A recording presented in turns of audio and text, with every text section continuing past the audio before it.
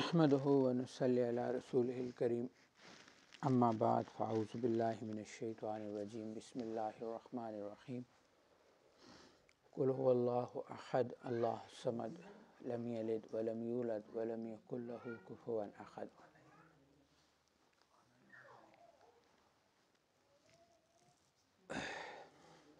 توحید تو یہ ہے کہ خدا حشر میں یہ کہہ دے یہ بندہ دو عالم سے خفا میرے لیے ہے۔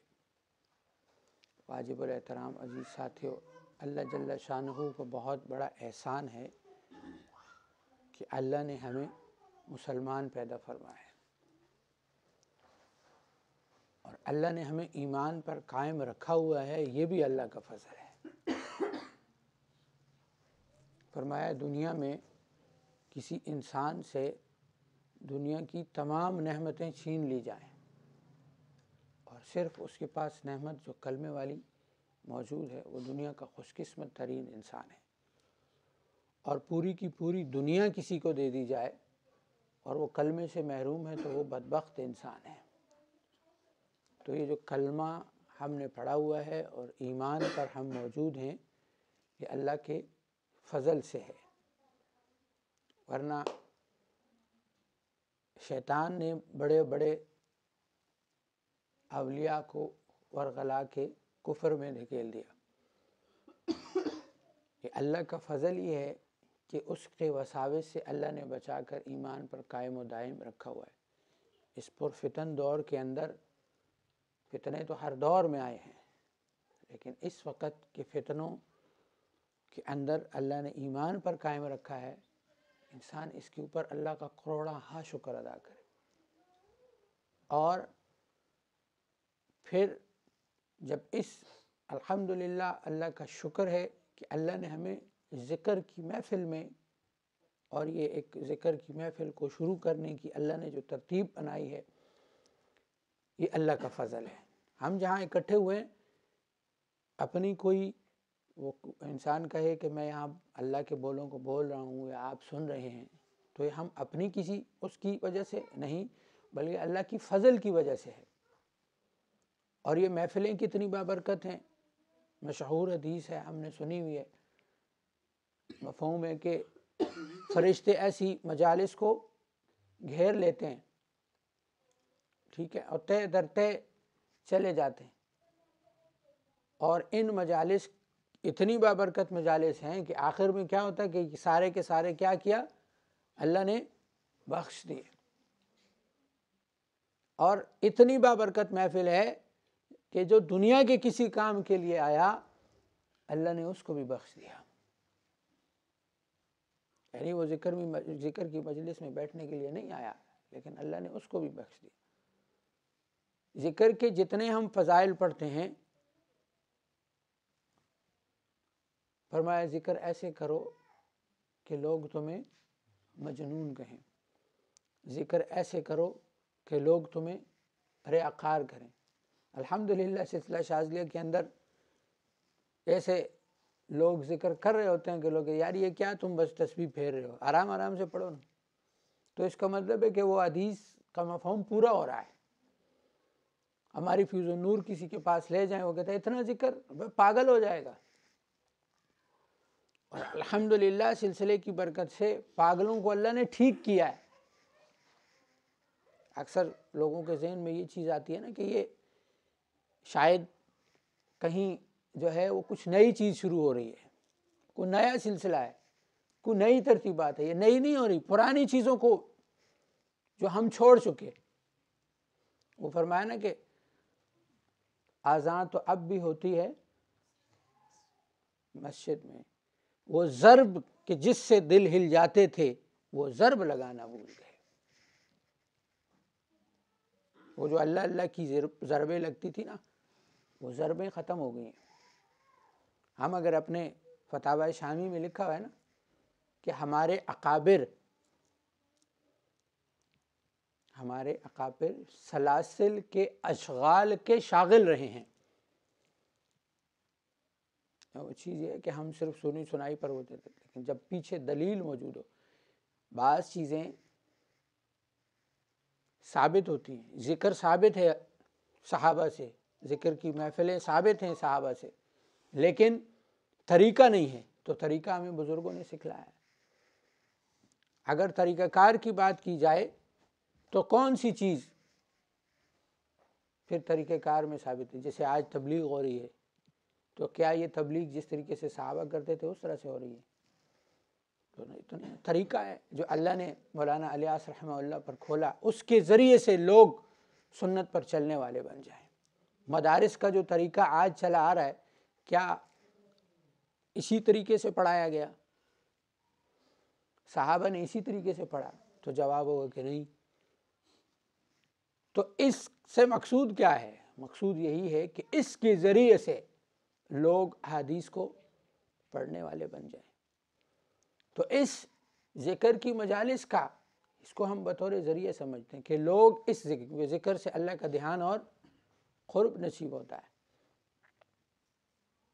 اور جب اللہ کا دھیان اور قرب نصیب ہوگا، دل میں اللہ کی بڑائی آئے گی، تو وہ خود بخود سوچے گا کہ میں دین کے کن راہوں پر چلوں، کن رستوں پر چلوں، میں جو رزق کما رہا ہوں اس کو کس طریقے سے کماؤں کہ میں اللہ کو راضی کرنے والا بن جاؤں، نبی کریم صلی اللہ علیہ وسلم کے طریقوں پر چلنے والا بن جاؤں۔ جب ذکر ہوگا تو دل کا معاملہ، بسا اوقات ہمارے پاس لوگ آتے ہیں نا، کیونکہ عملیات بھی ہے، ٹھیک ہے، اب عملیات کے حوالے سے بھی اعتراضات آتے ہیں کہ بھئی عملیات یہ کہاں سے ثابت ہے؟ تو عملیات کس زبان کا لفظ ہے؟ اردو کا۔ تو جب آپ اس کو عربی میں ڈھونڈیں گے تو اس کو عربی میں کرنا ہوگا، تو عربی میں کہا جاتا ہے رقیہ۔ کیا کہا جاتا ہے؟ اب کسی بھی حدیث کی کتاب میں چلیں تو باب الرقیہ پورا بخاری میں موجود ہے۔ بات پھر وہیں پہ آ جاتی ہے کہ بعض چیزیں سنت ثابت ہیں، اور اب آ جائے تعویذات۔ بھی تعویذات کہاں سے ثابت ہے؟ تعویذات طریقہ ہیں، لیکن ہم ان کو مؤثر بالذات نہیں سمجھتے، یعنی ان میں تاثیر کس نے رکھی ہے؟ اللہ نے رکھی۔ ورنہ ڈاکٹر سے ہم علاج کے لیے جاتے ہیں تو ڈاکٹر کی یہ جو سوئی ہے یا یہ جو ٹیبلٹ ہے یا جو ڈرپ ہم لگواتے ہیں، یہ کیا آپ علیہ الصلوۃ والسلام کے دور میں تھی؟ جو دوائیاں اس وقت بیمار ہوتے تو جو دوائیاں اس وقت تھیں وہ تھیں؟ تو جواب ہوگا کہ نہیں۔ تو یہ علاج کے لیے تجربے ہیں کہ جس کے ذریعے، لیکن ہاں یہ کہ ہم اس کو سمجھ لیں کہ تعویذ ہی سب کچھ کرتا ہے۔ اسے اکثر ہمارے پاس لوگ آتے ہیں نا، کوئی ایک تعویذ دے دیں جس سے میرے سارے مسائل حل ہو جائیں۔ تو سارے مسائل کا حل تو اللہ ہے، تعویذ تو نہیں۔ سارے مسائل کا حل اللہ ہے، لیکن وہ آئے گا، اس کو تعویذ دیں گے، اس کو سکھلائیں گے۔ ہم تعویذ کو دین پر چلنے کا کیا کریں؟ ذریعہ استعمال کریں، لوگ دین پر چلنے والے بن جائیں، اللہ اللہ کرنے والے بن جائیں۔ تعویذ کے اندر تاثیر نسبت ڈالتی ہے، اور جب تک جو ہے وہ آدمی ذکر پر آ نہیں جاتا، اللہ اللہ کرنے والا بن نہیں جاتا، اس کا مسئلہ حل نہیں ہوتا۔ تعویذ سے شروع کر کے اس کو ذاکر بنانا ہے۔ ہمارا مقصد لوگوں کے عقائد کو درست کرنا اور لوگوں کو اللہ اللہ کرانا ہے، اللہ کی طرف راغب کرنا ہے۔ تو یہ ذرائع ہیں، یہ ذکر کی مجالس، یہ عملیات۔ ہمارے حضرت جی فرماتے ہوتے ہیں نا کہ یہ تو ہم نے، وہ جیسے کسی دکان کے باہر سیل نہیں لگی ہوتی کہ یہ لے لو تو یہ ساتھ میں فری ہے، تو ہم نے وہ فری والی چیز اوپن رکھی ہوئی ہے، یعنی عملیات کو ہم نے سامنے رکھا ہوا ہے کہ یہ چمکتی چیز ہے نا۔ لوگ سمجھتے ہیں عملیات یا پیری کو بہت بڑی توپ چیز ہوتے ہیں، وہ جو چاہیں وہ کر سکتے ہیں۔ آج لوگوں میں عرض کروں کہ اس چیز کی ضرورت کتنی ہے، یا جو 2 نمبر لوگ بیٹھے ہوئے ہیں۔ میرے پاس حسن ابدال سے ایک خاتون آئیں، جو ہے وہ نرس تھیں، تو انہوں نے مجھے بتایا کہ کوئی حسن ابدال کے پیر صاحب ہیں، انہوں نے کہا تیرا جادو تب کٹے گا 15 دن تجھے میرے پاس گزارنے ہوں گے۔ یہ حال ہے۔ تو وہ پیر صاحب کیا کر رہے ہیں؟ 15 سال عورت کو اپنے پاس رکھ کے کیا کرنا چاہتے ہیں؟ اسی طریقے سے ایک اور شخص میرے پاس آیا، اس نے کہا میری بیوی بیمار ہے، ٹھیک ہو جائے گی، حافظ تھے، میں نے کہا حافظ صاحب کیوں جو ہے وہ اللہ سے مایوس ہو؟ شفا اللہ نے دینی، ہم نے تھوڑی دینی، آپ نے یہ بات کیوں کی؟ میں نے کہا جی میں تو کسی عیسائی کو ڈھونڈ رہا ہوں، کسی ہندو کو ڈھونڈ رہا ہوں۔ کیوں بھائی کیوں ڈھونڈ رہے ہو؟ اس نے کہا میں پہلے جس مسلمان عامل کے پاس گیا اس نے مجھے کہا تیرا علاج جو ہے وہ کسی مسلمان کے پاس نہیں ہے، اور اگلی بات جو سب سے زیادہ خطرناک ہے، اس نے کہا کہ نعوذ باللہ وقت کا نبی بھی آ جائے تو تیرا علاج وہ بھی نہیں کر سکتا۔ تو میں نے کہا حافظ صاحب تو حافظ ہے، تو نے اس کا منہ کیوں نہیں توڑا؟ وقت کا نبی کون ہے؟ جس نے ہمیں علاج کرنا سکھایا، جس نے ہمیں دین علاج، جس کے لیے اللہ نے دنیا بنائی۔ شفا تو اللہ دیتا ہے، لیکن تو نے مان لیا نا کہ جو اس وقت شریعت چل رہی ہے اس سے بہتر یا نعوذ باللہ ہندوؤں کی ہے یا عیسائیوں کی، اسی لیے تو ان کو ڈھونڈ رہا ہے۔ تیرا عقیدہ تو وہ لے کیا؟ نے کہا جی یہ تو میں نے سوچا نہیں۔ میں نے کہا یہی تو کام وہ کر گیا، مسلمان کے لبدے میں وہ تو بیٹھا ہوا تھا۔ تو بات عرض کرنے کا مقصد یہ ہے کہ جب ہمارا عقیدہ مضبوط نہیں ہوگا، جب ہمارا تعلق اللہ سے جڑا ہوا نہیں ہوگا، تو پھر ایسے ہی لوگوں کے سامنے ہم پڑے ہوئے ہوں گے جو ہمیں اللہ سے دور لے جائیں گے۔ تو ہمارے سلسلے کا مقصد ہی یہی ہے کہ لوگ اللہ اللہ کرنے والے بن جائیں، اور بجائے یہ کہ وہ ایسے لوگوں کے پاس جن کو دین کی الف بے نہیں پتہ اور اس کے ذریعے سے اپنا عقیدہ خراب کر لیں، بلکہ یہاں دین کے ساتھ جڑ کر اور ایسے طریقہ علاج جو شریعت سے ثابت ہے۔ آج کل لوگ کہتے ہیں نا جو قرآن و سنت، تو یہ جو قرآن و سنت کہنے والے ہوتے ہیں یہ تو غیر مقلد ہوتے ہیں۔ ہمارے لیے تو جو ہے وہ شریعت ہے، ہم شریعت کے تابع ہیں۔ جو ہمارے جو ہے اکابر نے جن چیزوں کو ہمارے اوپر جو اصول ہمیں بتائے، ان اصولوں کے مطابق جو چیز آئے گی ہم اس پر چلیں گے۔ اب ہم لوگ بھی کیا کرتے ہیں کہ سوال کسی ایسے کے پاس چلے جاتے ہیں۔ اکثر جو میرا جھگڑا ہوتا ہے وہ اسی بات پر ہوتا ہے کہ ہم غیر ماہر کے پاس چلے جائیں گے۔ ایک آدمی بیمار ہے، وہ مشورہ کس سے کر رہا ہوتا ہے؟ کمپاؤنڈر کے ساتھ کر رہا ہوتا ہے، اس کو پتہ ہی نہیں، یا دو چیزوں 4 چیزوں میں وہ ماہر ہوگا۔ اسی طریقے سے ہم ایک آدمی ایک عامل نہیں ہے، صرف مولانا ہے، تو ہم اس سے جا کے پوچھتے ہیں یہ عملیات کیا چیز ہوتی ہے؟ وہ مولوی تو ہے لیکن عملیات کا ماہر ہے؟ جی نہیں۔ تو وہ کیسے جواب دے گا؟ جو جس چیز کا ماہر ہوتا ہے وہی اس کے بارے میں جانتا ہے۔ تو ماہر سے اس کا، کیونکہ پورا تو کوئی بھی نہیں ہو سکتا۔ یہ علم اللہ نے سمندر بنایا ہے۔ آپ دیکھ لیں کہ تخصص کرنے کے بعد بھی علم کے اندر کوئی کس چیز میں ماہر ہے، کوئی طلاق کے مسئلوں میں ماہر ہوتا ہے، کوئی بیع کے مسئلوں میں ماہر ہوتا ہے۔ اب تو تخصص بھی جدا ہو گئے، تخصص فی الفقہ آ گئی، تخصص فی اللغت آ گئی۔ ہمارے حضرت جی فرماتے ہیں نا کہ علم جو ہے وہ سمندر ہے، اس کو کوئی پار نہیں کر سکا، تو تم کیا پار کرو گے؟ ایک کھڑکی بند ہوتی ہے تو دوسری جب کھلتی ہے تو بندہ کہتا ہے اتنا، یہ تو علم کی بھرمار ہے۔ لیکن وہ جب انسان کو کہتا ہے کہ میں پورا ہو گیا تو وہ اپنے لیے علم کے دروازے بند کر دیتا ہے۔ علم کے راستے اللہ نے دونوں طریقے سے کھولے ہیں۔ ایک ہے وہ علم جو کتابوں کے ذریعے سے آئے، لیکن ہم اگر اپنے جس چیز سے شروعات ہوئی تو آپ علیہ الصلوۃ والسلام کو کتاب پڑھائی گئی یا سینہ بسینہ منتقل ہوئی؟ کتاب تو بعد میں لکھی گئی، قرآن لکھا بعد میں گیا، لیکن آپ علیہ الصلوۃ والسلام کو جو منتقل کیا تو جبرائیل علیہ السلام نے جب ان کو ملے تو سینے سے سینے، جب ورنہ عام فہم الفاظ کی بات ہے، کیا آپ علیہ الصلوۃ والسلام کو عربی نہیں آتی تھی؟ نہیں آتی تھی۔ تو جب انہوں نے کہا کہ اقرأ بسم ربک، تو کہا آپ علیہ الصلوۃ والسلام کو سمجھ میں نہیں آیا کہ وہ کیا کہہ رہے ہیں، عربی زبان ہے نا، تو کیوں کہا مجھے سمجھ میں نہیں آ رہا؟ میں پڑھنا کیوں الفاظ کہیں؟ کیا یہ سمجھ میں نہیں آ رہا؟ عربی نہیں آتی ان کو، لیکن وہ جو علم کا نور نظر آ رہا تھا جو منتقل کرنا تھا سینہ بسینہ، اس کے بارے میں کہا کہ میں یہ نہیں جانتا یہ کیا ہے۔ وہ نسبت جو سینہ بسینہ وہاں سے چلی ان کے، آج کہتے ہیں نا صحابہ مجتہد نہیں ہیں، تو علم اگر آپ علیہ السلام کے سینے میں آیا تو آپ علیہ السلام کے سینے سے صحابہ کے سینوں میں آیا۔ کہتے ہیں نا صحابہ مجتہد نہیں ہیں، کیسے مجتہد نہیں؟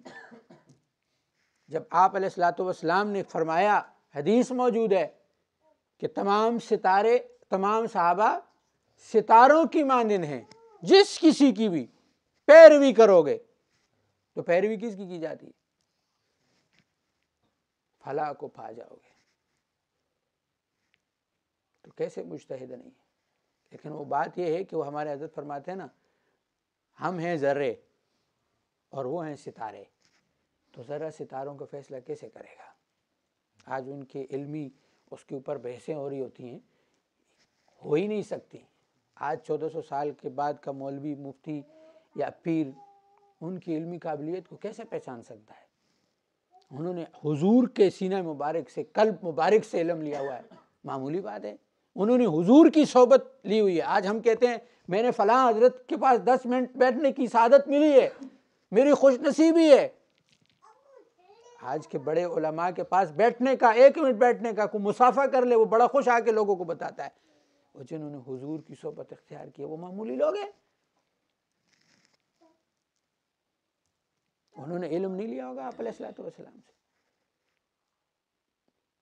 لیکن وہ چیز یہ ہے کہ ہمارے حضرت جی اکثر کہتے ہیں نا، جتنے ہو اتنے ہی رہو۔ ہم بھول جاتے ہیں کہ ہم کیا ہیں اور وہ کیا ہیں، ہم کہاں بیٹھیں اور وہ کہاں بیٹھیں۔ تو میں عرض کر رہا تھا کہ علم کا ایک طریقہ ہے کتابیں، اور علم کا دوسرا طریقہ ہے وہ ہے لطائف۔ اللہ نے انسان کے جسم میں پوائنٹس بنا دیے، جن کے اوپر جب ذکر کیا جاتا ہے تو اللہ ان لطائف کے ذریعے سے آپ کے ان قلب میں علم اتارتا ہے، جسے علم وحی کہتے ہیں۔ دیتا کون ہے؟ اللہ دیتا ہے۔ اور جب ذکر کرتے ہیں تو آپ کے اندر طلب بڑھتی ہے کہ میں علم کو حاصل کروں، اس کے اندر طلب بڑھتی ہے کہ میں اپنی زندگی کا ایک ایک لمحہ شریعت کے مطابق گزاروں۔ اس کے قلب پر وہ انوار، کہتے ہیں نا نور کیا ہوتا ہے؟ اکثر ساتھی کو جب کہتے ہیں نا تصور شیخ کرو کہ میرے قلب پہ نور آ رہا ہے، یہ نور کیا ہے؟ یہ علم کا نور ہے نا۔ معلومات تو شیطان کے پاس بھی بہت تھی، یہ بہک گیا نا، کیونکہ جب اپنے علم پہ تکبر کریں گے تو گیا۔ تو علم کا دوسرا رستہ یہ وہ ذرائع ہیں کہ جب ہم لا الہ الا اللہ کی ضربیں لگائیں گے تو اس کے ذریعے سے اللہ وہ علم عطا فرمائیں گے کہ جو انسان کی سوچ اور سمجھ کے بھی وہ پالتا ہوتا ہے۔ آج ہم لوگ جب جاتے ہیں نا اپنے حضرت جی کے پاس، تو جب بیان حضرت جی کا سنتے ہیں، تو موبائل پہ بھی سنتے ہیں، تو پورے ہفتے میں جو سوالات ہمارے ذہن میں آتے ہیں وہ اسی کے اوپر بات چل رہی ہوتی ہے۔ یہ تو میں سوچ رہا تھا، یہ سوال تو میرے ذہن میں تھا۔ تو اللہ نے علم کے لیے رستے بنائے ہوئے تھے۔ تو عرض کی کہ ایک رستہ کتابیں پڑھنے کا ہے، لیکن کتابیں پڑھنے کے لیے بھی ضروری نہیں ہے۔ یہ آج کل ہماری سوشل میڈیا پر جو ہے نا وہ بڑا آسان سا سسٹم بنا ہوا ہے کہ بس ٹھیک ہے جی، قرآن کو جو ہے نا وہ ترجمہ پڑھ لو تو بس تم عالم بن جاؤ گے۔ احادیث کے لیے کتابیں ترجمے کے ساتھ گوگل میں موجود ہیں، ہماری ٹھک اور اس سے استدلال، حدیثیں جو ہے نا ہم نے اس کے مطابق ہم لوگوں کو پہچان رہے ہوتے ہیں۔ اور ایک میرے پاس آیا تو وہ کہنے لگا کہ جی وہ حضور نے فرمایا حضور نے فرمایا مسلمان اور کافر کے درمیان جو ہے وہ پہچان کرنے والی نماز ہے۔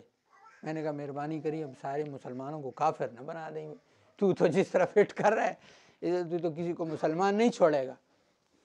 میں نے کہا یہ علماء کا کام ہے، تیرے لیے ہے کہ تو پڑھ ضرور، باقیوں کو چھوڑ دے، جو نہیں پڑھ رہے وہ جانے، ان کا اللہ جانے۔ تیرا کام ہے ترغیب دینا۔ جس آدمی کو قرآن کا پتہ نہیں کن اصولوں کے تحت ہم قرآن کی آیت کو لیں گے، وہ آگے سے کوئی بندہ بات کرے تو اس کو قرآن کی آیت سنا دیتا ہے، حدیث سنا دیتا ہے۔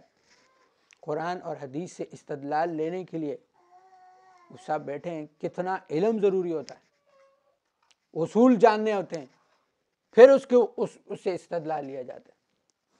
علماء نے اس کے اوپر محنتیں کی، اب کہتے ہیں جی تقلید ہم نہیں، ضروری نہیں ہے، تو جس کی آپ ترجمہ پڑھ رہے ہیں اس کی تقلید تو آپ نے کر لی نا، اس نے ترجمہ صحیح کیا یا غلط آپ کو کیا پتہ۔ استدلال تو قادیانی بھی بیٹھ کے اسی آیت سے جس سے ہم ان کی نفی کرتے ہیں کہ ختم نبوت کی، وہ اسی آیت کو کہتے ہیں نہیں یہ تو اس طرح سے ہوتی ہے، تو ترجمہ تو اس نے بھی وہی کیا ہوا ہے، اور روافظ بھی وہی اسی قرآن میں سے ترجمہ لے کے اپنی طرف سے وہ کر رہے ہوتے ہیں۔ تو فرمایا کہ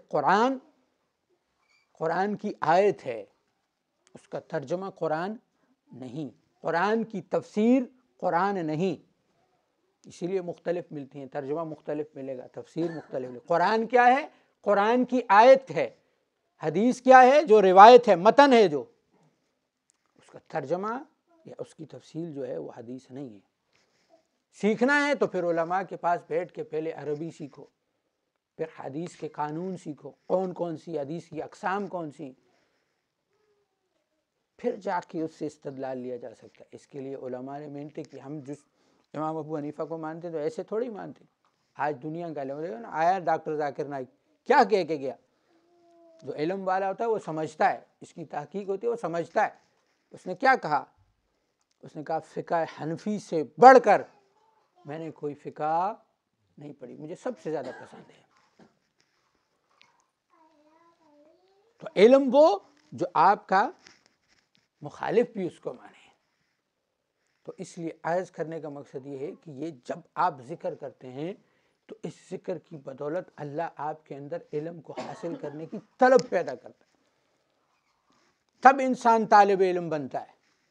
اسی لیے تو فرمایا نا کہ ماں کی گود سے لے کے قبر تک علم حاصل کرنا ہے۔ اپنے آپ کو طالب علم ہی سمجھے انسان، کبھی بھی وہ یہ نہ سمجھے کہ میں نے جو علم میرے پاس ہے وہ کسی کے پاس بھی نہیں۔ ہر شیر کے اوپر سوا شیر بیٹھا ہوا ہے۔ تو ہم جب اس ذکر کو کریں گے تو اس ذکر کی بدولت سے اللہ ہماری دنیا بھی بنائیں گے۔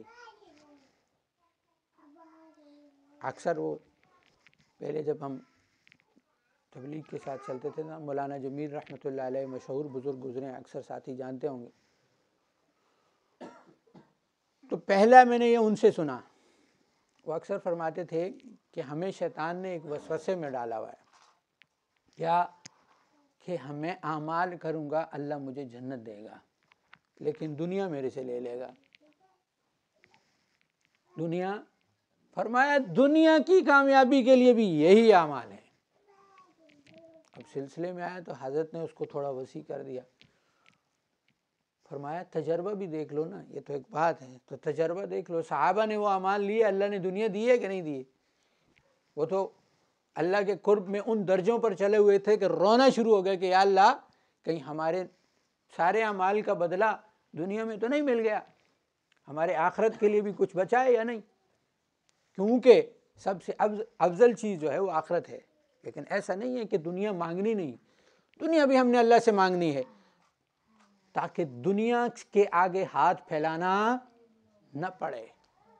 آپ علیہ الصلوۃ والسلام نے قرآن کی دعا سکھلائی نا، ربنا آتنا فی الدنیا حسنہ، اللہ میری دنیا اچھی فرما، وفی الآخرۃ حسنہ، دنیا میں ہے نا۔ اب اکثر لوگ جو جانتے ہیں تو اسم اعظم کی تلاش رہتی ہے ہمیں کہ اسم اعظم مل جائے، اتنی آسانی سے تو نہیں ملتا، ٹھیک ہے، لیکن اسم اعظم کہاں کام آئے گا؟ جنت میں کام آئے گا؟ جنت میں تو نہیں کام آئے گا، اسم اعظم سے دنیا کے ہی کام لیے جاتے ہیں۔ تو جب آپ کو اسم اعظم ملے گا تو وہ بھی دنیا میں ہی کام آئے گا، لیکن وہ اللہ ہر کسی کو تھوڑی نہ دیتا ہے۔ وہ جو ہے نا، وہ ایک بزرگ کی خدمت میں ایک میرے جیسا چلا گیا کہ حضرت مجھے اسم اعظم سکھلا دیں، تو انہوں نے کہا ٹھیک ہے سکھا تو دوں گا، لیکن ایسے ہے کہ فلاں جگہ پہ اس وقت شہروں میں گیٹ لگے ہوتے تھے، تو گیٹ کے پاس چلے جاؤ اور دن گزارو اور شام تک جو ہو مجھے بتانا، اور پھر انشاءاللہ پھر آگے دیکھیں گے تم چل سکتے ہو کہ نہیں چل سکتے۔ چلا گیا، شام کو آیا تو غصے سے لال پیلا ہوا ہے، اور کہا حضرت آپ بھی مجھے اسم اعظم نہیں سکھاتے نا، آج اگر آپ مجھے اسم اعظم سکھلایا ہوتا میں اس کو جلا دیتا۔ بھائی کیوں جلا دیتے، کیا ہو گیا؟ نے کہا جی گیٹ کا جو دربان تھا ادھر ایک بزرگ آیا، اس کے پاس لکڑیاں تھیں، وہ اندر لے کے جانا چاہتا تھا، اس کو اندر لے کے جانے نہیں دی، تو اس بیچارے کو الٹی سیدھی سناتا بھی رہا اور اتنی اس کی بے عزتی کی اور آدھی لکڑیاں بھی لے لیں اور پھر جانے دیا۔ تو اگر آپ نے مجھے اسم اعظم سکھایا ہوتا تو میں اس کو جلا دیتا، میں اس کو مار دیتا، میں اس کے ساتھ یہ کرتا، اس کے ساتھ وہ کرتا۔ تو انہوں نے کہا بھائی تو جا سکتا ہے، تجھے اسم اعظم نہیں ملے گا۔ اس نے کہا حضرت وجہ کیا؟ اس نے کہا وہ جو بزرگ بابا تھا نا، مجھے اسم اعظم اسی نے سکھلایا تھا۔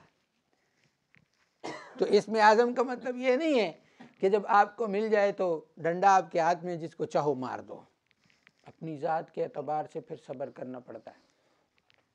اکثر جب یہ کچھ لوگ کہہ دیتے ہیں نا امام حسین رضی اللہ تعالیٰ عنہ کے بارے میں یہ شہزادوں کی جنگ ہے، اس میں تو اللہ نے ان کو یہ طاقت دی تھی کہ جب آپ سلاسل میں چلیں گے اور آپ کو معلوم پڑے گا، ان کے بعد طاقت یہ تھی، ان کو پانی کی کمی تھی، پانی ترستا تھا، اگر وہ دعا مانگتے تو اللہ پانی بھی ان کو دے دیتا، انہوں نے تھل بھی نہیں کی۔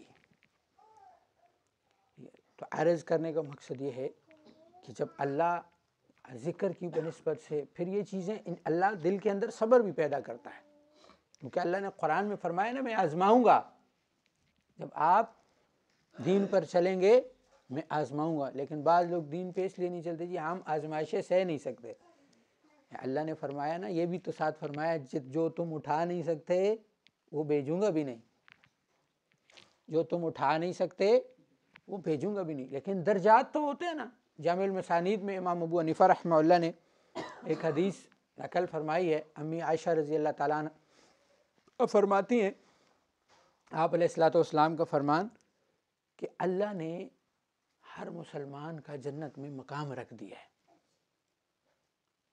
ہر مسلمان کا جنت میں مقام رکھ دیا ہے، اور وہ اپنے اعمال کی وجہ سے اس مقام تک پہنچ نہیں سکتا، تو اللہ اس پر آزمائش بھیج دیتے ہیں، کبھی مال کی، کبھی اولاد کی،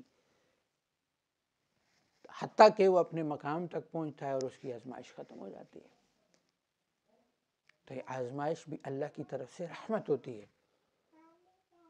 لیکن ہمیشہ جب بھی مانگیں تو عافیت مانگیں کہ اللہ عافیت فرما۔ اور ایک مزاحیہ قصہ بھی ہے تو اسے بات بھی ذرا آسانی سے سمجھ میں آ جاتی ہے۔ تو ایک تھا وہ سلاسل میں چلنے والا سالک نا، تو سلاسل کے اندر پھر دعائیں بھی قبول ہوتی ہیں اور اللہ یہ بھی سکھاتا ہے کہ دعا مانگنی کس طرح سے۔ تو وہ بیچارہ جو ہے وہ اس نے مزدوری کرتا تھا، تو مزدوری کرتے کرتے ایک دن اس نے کہا یا اللہ تو جو ہے وہ مجھے کھلاتا ہے، مشقت سے کھلاتا ہے، تو مجھے مشقت سے کھلاتا ہے، سارا دن مزدوری کرتا ہوں، پھر جا کے کہیں جو ہے نا مزدوری ملتی ہے اور میں کھاتا ہوں، یا اللہ تو مجھے بیٹھ کے کھلا، تو مجھے، تو جیل ہو گئی، اب بیٹھ کے کھاتا تھا۔ تو اسی لیے کہتے ہیں نا دعا بھی ایسی مانگنی چاہیے کہ اللہ بٹھا کے عافیت سے کھلا، اللہ دین میں چلا عافیت کے ساتھ چلا۔ صحابہ کو آپ علیہ الصلوۃ والسلام نے کیا سکھایا کہ اللہ عافیت عطا فرما۔ اب یہ نہیں کہ ہم کہیں کہ اللہ تو وہ جیسے کچھ ساتھی بتا رہے تھے نا کہ وہ تبلیغ میں ایک ساتھی چلے تو وہ کہنے لگے اللہ ایسی قربانیاں جیسے تو نے صحابہ سے قربانیاں لی ہم سے بھی ایسی قربانیاں لے لے۔ تو امیر صاحب نے کہا خدا کا نام ہے مہربانی کر، جو قربانیاں انہوں نے دی ہیں وہ ہم دے نہیں سکتے، ٹھیک ہے۔ تو اللہ سے عافیت مانگنی ہے، اللہ سے آزمائش نہیں مانگنی۔ اور آخری چیز جو ہم تھوڑا سا وہ کرتے ہیں نا تو اس میں یہ ہے کہ انسان یہ سمجھتا ہے تو اللہ بڑا کریم اور رحیم رب ہے، اللہ سے کبھی مایوس نہیں ہوں، ساری دنیا سے دل توڑ کے بیٹھ جاؤ۔ وہ ہم لوگ کیا کرتے ہیں نا، ہم لوگ اصل میں ایکٹر ہیں نا، فلمیں دیکھ دیکھ کے اور ڈرامے دیکھ دیکھ کے نا، تو ہم نے معاذ اللہ کو بھی نا وہ اسی طرح سمجھا ہوا ہوتا ہے، ہم اللہ سے گلے کر رہے ہوتے ہیں یا اللہ تو مجھے نہیں دیتا ہے، تو ایسے نہیں کرتا ہے، تو ویسے نہیں کرتا ہے۔ اللہ کے سامنے تو انسان عاجز ہو کے جائے، اللہ کے سامنے کہ اللہ میرے پاس تو کچھ بھی نہیں ہے، خالی دامن ہوں، جو نیکیاں کی ہیں، میں اپنی بات کر رہا ہوں کہ مجھے تو میری نیکیوں کی حقیقت کا پتہ ہے، کہ جو کرتے ہیں وہ بھی، دوسروں کا مجھے نہیں پتا، کیونکہ نیت کون جانتا ہے؟ ہم تو بسا اوقات یہ کہہ دیتے ہیں نا فلانا دل سے کالا ہے، تو اس کا کالا پن ہمیں کس نے دکھلایا؟ تو کسی کے بارے میں یہ نہیں، یہ اپنی بات ہے کہ میرے اپنے اعمال جو میں نے نیک بھی کیے ہیں تو کیسے ہیں، تو اللہ کے سامنے ہم جائیں تو ہم عاجزی دکھا رہے ہوں کہ اللہ تو تو جانتا ہے میرے اعمال بھی کیسے ہیں، تو تو جانتا ہے میری نمازیں بھی کیسی ہیں، تو تو جانتا ہے لیکن تو فضل والا ہے، تو کرم والا ہے، تو کہتا ہے تو رحمان اور رحیم ہے، تو کہتا ہے تو نے اپنے غصے پہ اپنے رحم کو غالب کیا ہوا ہے، اللہ تو مجھ پہ رحم فرما دے، تو میرے گناہوں کو معاف فرما۔ شیطان وسوسہ کیا ڈالتا ہے؟ تو گناہگار ہے، تیری کہاں سے سنے گا؟ تو گناہگار ہے، تیری کدھر سے سنے گا؟ تو اس وقت جب اللہ کے سامنے پیش ہوئے تو گناہوں کی معافی مانگو۔ فرمایا 1000 دفعہ توبہ ٹوٹے 1000 دفعہ توبہ کرو، جب بیماری ختم نہیں ہو رہی تو علاج بھی ختم، گناہ نہیں چھوٹ رہا تو توبہ کیوں چھوڑنی؟ جب شیطان یہ کہہ رہا ہے کہ میں قیامت تک ان کو برگلاتا رہوں گا، تو اس کا کام ہے وہ برگلائے گا، لیکن اللہ کیا فرما رہا ہے؟ جب تک یہ مجھ سے معافی مانگتے رہیں گے میں معاف کرتا رہوں گا۔ تو یہ وہ آگے بھی ہم لوگ بات کر رہے تھے نا اس وقت کہ لنٹر والی توبہ تو ہماری ہو نہیں سکتی کہ یہ نہیں ٹوٹے گی، جب ٹوٹ گئی تو دوبارہ کر لو۔ قرآن اور حدیث کے اندر اللہ نے کوئی شرائط توبہ کی نہیں رکھی ہیں، حدیث میں آپ علیہ السلام نے توبہ کی کوئی شرائط نہیں رکھی ہیں، بعد میں توبہ اس طرح سے کر لو اور توبہ اس طرح سے کر لو، بس توبہ کر لو۔ جب گناہ ہو جائے کیا کر لو؟ اس وقت کہہ دو یا اللہ آج کے بعد نہیں کروں گا، اس وقت سچے دل سے توبہ کرو، بعد میں ہو جائے پھر کر لو۔ جرت نہ ہو اس وقت کہے گا نہیں بعد میں معافی مانگ لوں گا، بس توبہ کرنی ضروری ہے۔ کیا ضروری ہے؟ توبہ کریں۔ جب بار بار توبہ کریں گے نا تو شیطان بھی تنگ ہو جائے گا، یار اس کو میں پھر لگا دوں، پھر توبہ کر لیتا ہے، پھر کراتا ہوں پھر توبہ کر لیتا ہے، ایک دن وہ آپ کی جان چھوڑ جائے گا، کیونکہ آپ علیہ السلام کا کیا فرمان ہے؟ تم سب خطا کار ہو، بہترین خطا کار کون ہے؟ جو توبہ میں جلدی کرے، تو دیر مت کرو، جب گناہ ہو جائے تو معافی جتنی جلدی ہو سکے، ادھر گناہ ہو ادھر توبہ، ادھر گناہ ہو ادھر توبہ، بار بار توبہ۔ تو ایک دن کہے گا یار اس سے میں کتنا کراؤں، یہ تو اتنی توبہ کرتا ہے کہ باقیوں کو بھی معاف کروانے لگ جاتا ہے۔ تو اللہ ہم سب کو معاف فرمائے اور ان ذکر کی مجالس میں بیٹھنے کی توفیق عطا فرمائے۔ تو انشاءاللہ یہ ہر جمعرات کو مغرب کے بعد یہاں پہ ذکر کی مجلس ہوگی، تمام ساتھی جو ہے وہ خود بھی آئیں اور ساتھیوں کو بھی لے کر آئیں، اور اس کے ساتھ ساتھ ہمارے جو نئے ساتھی ہیں ان کے لیے عرض یہ ہے کہ ہمارے سلاسل میں ذکر جو کرایا جاتا ہے چلتے پھرتے ہوئے ذکر ہے، جس کو کرتے ہوئے انشاءاللہ العزیز جو ہے وہ اللہ دنیا کے مسائل بھی حل فرماتے ہیں، اور سب سے بڑی چیز یہ ہے کہ جب ہم وہ کریں تو ہمارے دل میں نیت کیا ہو کہ ہم سے ہمارا اللہ راضی ہو جائے، ہمیں اللہ کا قرب نصیب ہو جائے۔ تو انشاءاللہ سب ساتھی کوشش کریں گے نا، اللہ ہماری اس کوشش کو کامیاب فرمائے۔ عاقبۃ للمتقین، الصلاۃ والسلام علی سید الانبیاء والمرسلین۔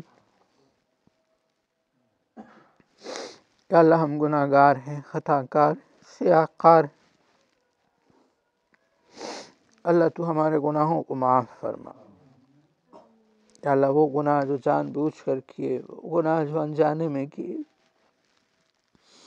ظاہر کے باطن کے سب گناہوں کو معاف فرما۔ یا اللہ تو پوری امت مسلمہ کے گناہوں کو معاف فرما۔ یا اللہ گناہوں کو معاف فرما، گناہوں کی نحوستوں کو ختم فرما۔ یا اللہ تو پوری دنیا کے انسانوں کے لیے ہدایت کے رستے کھول۔ اللہ بے دینی کی فضائیں دیکھیں، یا اللہ دین کی فضائیں بھی دکھا۔ یا اللہ اپنا خصوصی کرم اور رحم فرما۔ یا اللہ ہم سب اپنے آپ کو تیرے حوالے کرتے ہیں، یا اللہ ہمیں سیدھے رستے پر چلا۔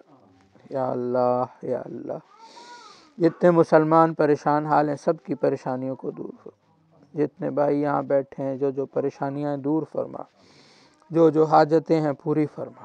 یا اللہ ہمیں اپنے دھر کا بھکاری بنا، یا اللہ تیرے سوا ہماری نظر کہیں نہ جائے، یا اللہ تو ہمیں اپنے در کا بھکاری بنا، یا اللہ تو ہم سب سے راضی ہو جا، یا اللہ تو خصوصی کرم اور رحم والے فیصلے فرما،